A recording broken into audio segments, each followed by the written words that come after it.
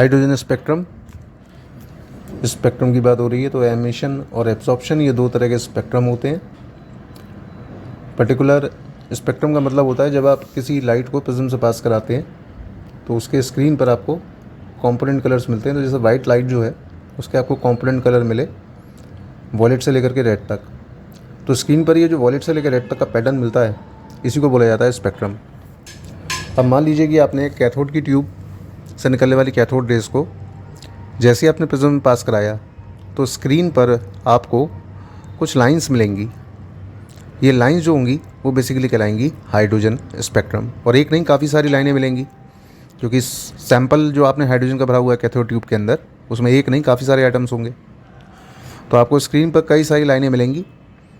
तो जैसे ही आपने स्क्रीन को ब्रॉड किया तो इन लाइनों का पैटर्न 5 लोगों ने स्टडी किया। काफ़ी सारी लाइंस मिल रही हैं स्क्रीन पर, तो 5 लोगों ने मिलकर के ये पैटर्न स्टडी किया। तो पैटर्न के अंदर आपको कुछ लाइंस जो मिली वो अल्ट्रावायलेट रीजन में मिली, कुछ विजिबल रीजन के अंदर और बची हुई मिली इंफ्रारेड रीजन के अंदर। तो जो लाइंस आपको अल्ट्रावायलेट रीजन में मिलती है उनको नाम दिया जाता है लाइमन।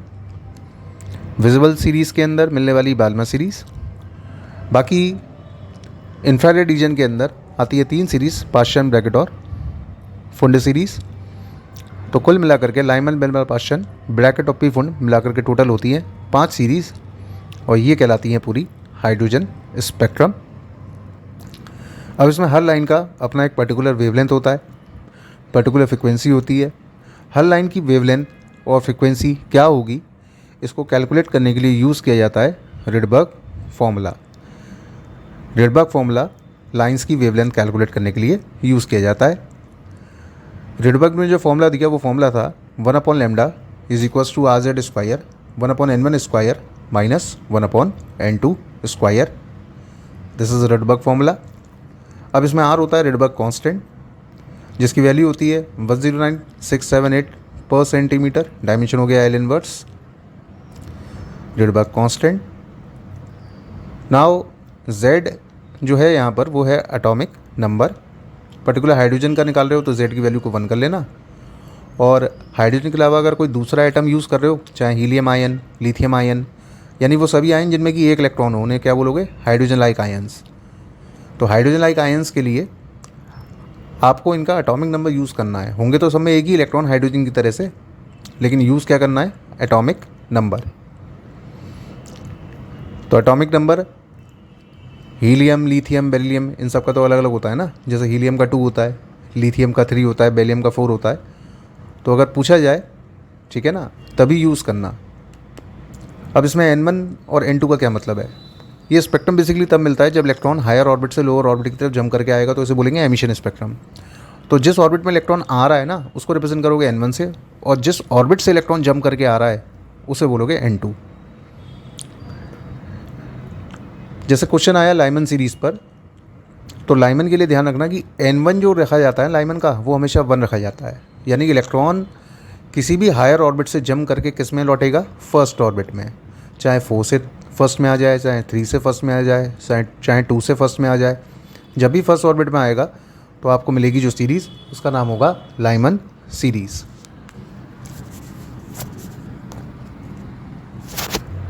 तो बेसिकली N2 की वैल्यू क्या लोगे? तो N2 की वैल्यू जो आप लोगे वो आप 2, 3, 4, 5 से लेके इन्फिनिटी कुछ भी ले सकते हो।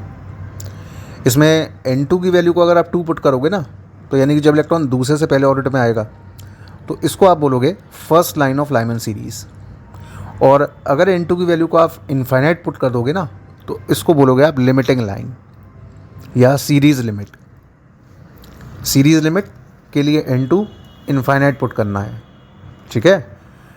अच्छा, लाइमन मैंने बोला अल्ट्रावायलेट में, बाल्मर विजिबल के अंदर और पाश्चन, ब्रैकेट ऑफ पी फुंड, ये तीनों कहाँ लाई करेंगे?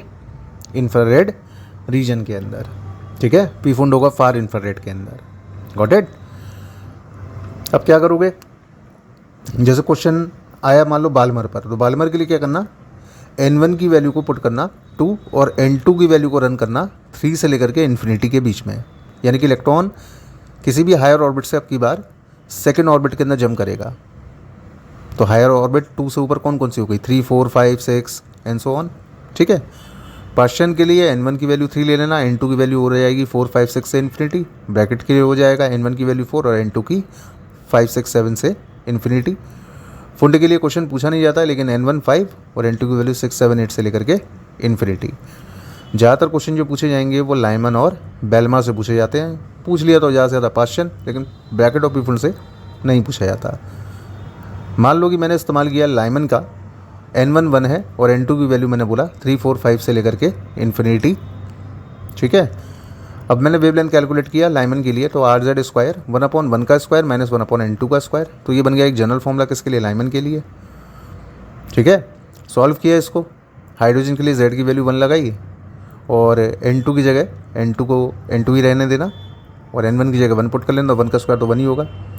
अब अगर क्वेश्चन कहता है first line of Lyman series wavelength calculate करनी है, तो वेवलेंथ कैलकुलेट करने के लिए क्या करोगे, n2 की वैल्यू को क्या पुट कर लोगे, 3। ठीक है, और लेमडा की वैल्यू जैसे ही आप यहाँ से सॉल्व करके लेकर के आओगे, तो सॉल्व करके एलसीएम लो, कितना आ रहा है, तो ये एलसीएम आ गया आपके पास 9। ठीक है, और सिमिलरली n2 की वैल्यू को अगर 2 पुट कर दोगे, तो 2 पुट करने पर लेमडा की वैल्यू आ जाएगी आपके पास 3r/4, या सॉरी 1/λ की वैल्यू 3r/4 तो लेमडा की वैल्यू हो गई 4/3r। ये आ गई फर्स्ट लाइन की वेवलेंथ 4/3r। Got it. अब अगर क्वेश्चन में कहता है लास्ट लाइन यानी कि सीरीज लिमिट लाइमन सीरीज का, तो n2 आपने ले लिया इनफाइनाइट और n1 की वैल्यू को वही 1 कर दीजिए। सॉल्व करिए, सॉल्व करने के बाद जो यहाँ लेमडा की वैल्यू आएगी वो इक्वल आएगी आपके पास 1/r के इक्वल। ठीक है, अब कुछ क्वेश्चन ऐसे भी होते हैं जिसमें कि फर्स्ट लाइन और लास्ट लाइन दोनों का रेशियो मांग लेगा, तो फर्स्ट लाइन का वेवलेंथ आपने निकाल ही लिया 4/3r और लास्ट लाइन का निकाल लिया 1/r, दोनों को क्या कर दो, एक दूसरे से डिवाइड कर दो, तो वेवलेंथ का रेशियो आ गया 4/3 का। Got it.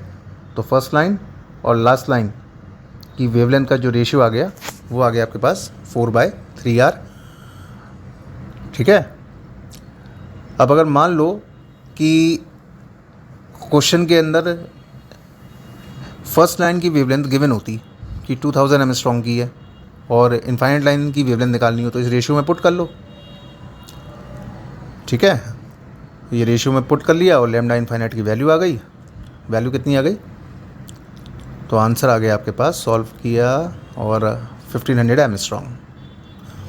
ठीक है, तो लाइमन के लिए फर्स्ट लाइन की वेवलेंथ ज़्यादा होती है और लिमिटिंग लाइन की वेवलेंथ कम होती है, यानी सबसे ज़्यादा वेवलेंथ होती है फर्स्ट लाइन की और सबसे कम वेवलेंथ होती है लिमिटिंग लाइन की। Got it. ये आ गई आपके पास वेवलेंथ की वैल्यूज़। तो मैक्सिमम वेवलेंथ फर्स्ट लाइन और minimum wavelength infinite line. Got it. अब मान लो क्वेश्चन दिया बेलमा सीरीज से। ठीक है, हाइड्रोजन का स्पेक्ट्रम बेलमा सीरीज़ का निकालनी है फर्स्ट लाइन की वेवलेंथ, तो फर्स्ट लाइन की वेवलेंथ और एक क्वेश्चन उसने उसी के साथ ये मर्ज कर दिया कि हीलियम आयन की लाइमन सीरीज़ के अंदर हीलियम आयन की वेवलेंथ निकालनी है, लेकिन लास्ट लाइन और दोनों का रेशियो ले लेना है, यानी बेलमर की सीरीज़ की फर्स्ट लाइन की वेवलेंथ और लाइमन की सीरीज़ की इनफाइनाइट लाइन की वेवलेंथ की रेशियो को आपको कैलकुलेट करना है। तो कैलकुलेट कैसे करोगे, तो कैलकुलेट करने के लिए बेलमर के लिए n1 की वैल्यू को आप 2 ले लो और n2 की वैल्यू को आप रन करोगे 3 से इनफाइनाइट, लेकिन फर्स्ट लाइन बोला है तो n2 आप कितना पुट करोगे, 3 पुट करोगे और n1 की वैल्यू को 2 पुट करोगे। ठीक है, तो यहाँ से आप फर्स्ट लाइन की बेलमर की सीरीज़ की वेवलेंथ निकालिए हाइड्रोजन के लिए, z की वैल्यू को 1 पुट किया, n1 की वैल्यू को 2 और n2 की वैल्यू को 3, सॉल्व किया यहाँ से वैल्यू, तो यहाँ से हमारे पास फर्स्ट लाइन की वेवलेंथ की वैल्यू आ रही है 36/5r। ठीक है, ये आ रही है बेलमा सीरीज़ के लिए। अब हीलियम आयन की लास्ट लाइन की वेवलेंथ निकालनी है और लाइमन सीरीज़ का यूज़ करना है। तो लाइमन सीरीज़ के लिए हीलियम आयन जिसका कि एटॉमिक नंबर 2 होगा, ठीक है, लास्ट लाइन निकालना है, तो 1/λ infinite equals to r z square, z की जगह 2 का square 1/n1 square minus 1/n2 square, n1 की वैल्यू 1 और n2 की वैल्यू को इनफाइनाइट। तो यहाँ से आपने 1/∞ कैलकुलेट किया, 1/λ इन्फिनिटी की वैल्यू आ गई 1/4r। अब आपको निकालना है रेशियो, तो बेलमर और लाइमन का रेशियो कितना आ गया फर्स्ट लाइन और लिमिटिंग लाइन का, सॉल्व कर लीजिए। तो वैल्यू आ रही है 36/5R और 1/4R। सॉल्व करके आंसर हो गया आपके पास, दैट इज़ 36 × 4/5। जो भी सॉल्व करके आ जाए वो इसका अब आंसर हो गया। तो ये आ गया रेशियो निकल करके। Got it. तो ज़्यादातर क्वेश्चन जो पूछे जाते हैं वो इसी तरीके से पूछे जाते हैं इसके अंदर। उसके बाद क्वेश्चंस के अंदर अगर आगे जाएं तो नेक्स्ट पार्ट के अंदर आप चेक करो। मान लो कैलकुलेशंस आपको स्पेक्ट्रल लाइन पर आ रही हैं, ठीक है। स्पेक्ट्रल लाइंस आपको कैलकुलेट करनी है। इलेक्ट्रॉन हायर ऑर्बिट से लोअर ऑर्बिट की तरफ आ रहा है। आपसे पूछा जा रहा है क्वेश्चन के अंदर आपको कितनी लाइंस मिलेंगी। तो N2 का मतलब हो गया हायर ऑर्बिट और N1 का मतलब हो गया लोअर ऑर्बिट। अब इलेक्ट्रॉन जंप किससे कर रहा है, N2 से N1 की तरफ कर रहा है। तो आपको कितनी लाइंस मिलेंगी। तो यहाँ पर नंबर ऑफ़ लाइंस निकालने के लिए एक फॉर्मूला होता है। तो number of lines is equals to N2 - N1 bracket में, उसके बाद फिर N2 - N1 + 1 whole divide by 2। तो ये हो गया नंबर ऑफ़ लाइंस निकालने के लिए जनरल फॉर्मूला। जब N2 का मतलब क्या है, हायर लेवल, और N1 का क्या मतलब है, लोअर लेवल। मान लो कि N1 जो है वो 1 है, यानी इलेक्ट्रॉन जंप किसके अंदर करके आ रहा है, ग्राउंड स्टेट में, ठीक है। और नंबर ऑफ़ लाइंस आपको यहाँ से कैलकुलेट करनी हो तो N1 की वैल्यू को अगर आप इस फॉर्मूले में 1 पुट कर देंगे ना, तो आपके पास नंबर ऑफ़ लाइंस के लिए एक जनरल फॉर्मूला फिर बन करके आ जाएगा Nn-1/2। Nn-1/2 ये हो गया नंबर ऑफ़ लाइंस निकालने के लिए जनरल फॉर्मूला। निकाला ऊपर वाले फॉर्मूले से ही है, इसको बस N1 की वैल्यू को 1 पुट कर दिया है, ठीक है। मान लो कि N2 की वैल्यू 6 है और N1 की वैल्यू 1 है। लाइंस आपको कैलकुलेट करनी है, ठीक है।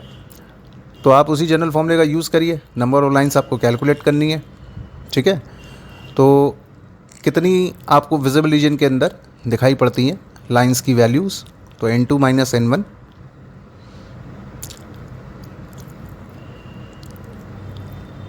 Number of lines in visible region. Visible region में कितनी होंगी, N2 - N1। अब जैसे क्वेश्चन आया हाइड्रोजन स्पेक्ट्रम के अंदर इलेक्ट्रॉन जंप करा